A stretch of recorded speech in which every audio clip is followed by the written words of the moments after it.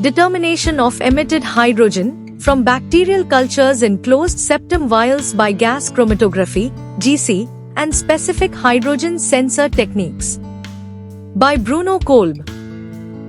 The present study primarily focuses on the determination of emitted hydrogen from bacterial cultures in closed septum vials and both techniques, static GC as well as the sensor approach. When microorganisms are cultivated in suitable nutrient medium in closed septum vials, their emission of hydrogen is detected using a particular hydrogen sensor in addition to headspace gas chromatography. Facultative anaerobes are able to release both carbon dioxide and hydrogen, which are important chemicals for both types of bacteria.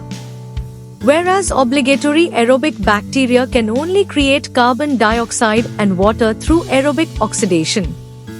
Obligate anaerobic bacteria emit hydrogen too but need an oxygen-free atmosphere, which can be achieved if the air in the septum vial is replaced by nitrogen.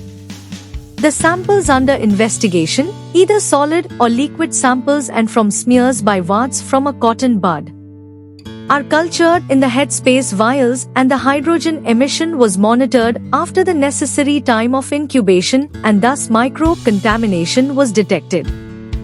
Antibiotics added to the bacterial culture in the vial are found to be effective if any gas emission is suppressed. If not, they are either ineffective or the bacteria are even resistant. Antibiotics, both synthetic and natural, were investigated and some were discovered to be resistant or ineffective.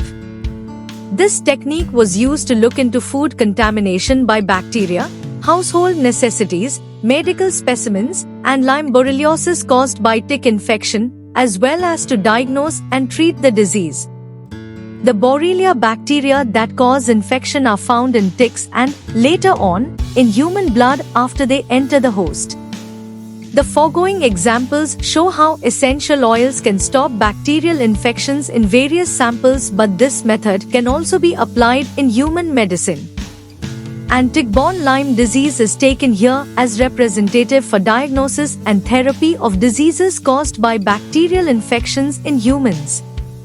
The effect of the antibiotics applied can be examined, and the progress of an antibiotic therapy can be controlled until its final success is recognized.